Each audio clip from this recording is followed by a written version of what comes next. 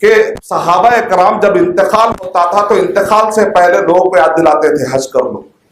آج ہم میں سے بہت سارے لوگ حج فرض ہو جاتا ہے لیکن حج کو جاتے نہیں. عذر بڑا لنگڑا عذر دیتے, کہتے بچیوں کی شادی, بچیوں کی شادی. میں نے جتنی کتابیں پڑھی ہیں اس کتاب کے اندر بچیوں کے اوپر شادی میں خرچے کی ایک حدیث نہیں پڑھی. میں پتہ نہیں کہاں سے مسلمان سمجھ گئے.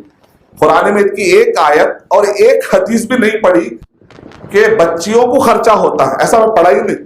پتہ نہیں کون سی کتابیں پڑھ رہے ہیں. ہم جب مدرسوں میں پڑھتے ہیں وہاں حدیثیں نہیں ملتی, عوام کے پاس بڑی زبردست حدیثیں ہوتی. بچی کی ذمہ داری, اچھا بچی کی ذمہ داری ہے. میں جو پڑھا ہوں سورہ نساء سورہ نمبر 4 کی آیت نمبر 4 پڑھا ہے میں نے, سورہ نساء سورہ نمبر 4 کی آیت نمبر 5 پڑھی ہے میں نے, سورہ نساء سورہ نمبر 4 کی آیت نمبر 19 پڑھی ہے میں نے, سورہ نساء سورہ نمبر 4 کی آیت نمبر 23 اور 24 میں نے پڑھی.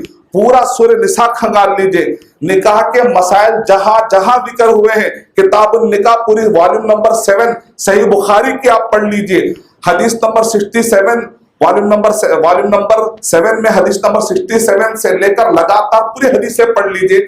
پورے صحیح مسلم کتب سننا بچیوں کے اوپر خرچہ نہیں. میں نے جو پڑھا اس کے اندر یہ ہے الٹا بچی کو ملتا ہے. کیا ملتا ہے؟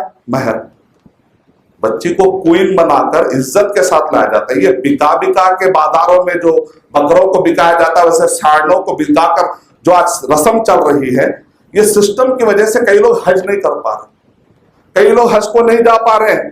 کیا قیامت کے دن وہ دلہا اور دلہن اور جو بھی جہیز والے سسٹم کو, ان رسم و رواجوں کو, یہ اسراف کے سسٹم کو جو سپورٹ کر رہے ہیں, کیا یہ پورے لوگ قیامت کے دن حج جیسے عظیم فریضے کو نظر انداز کر کے بچ کے نکل پائیں گے؟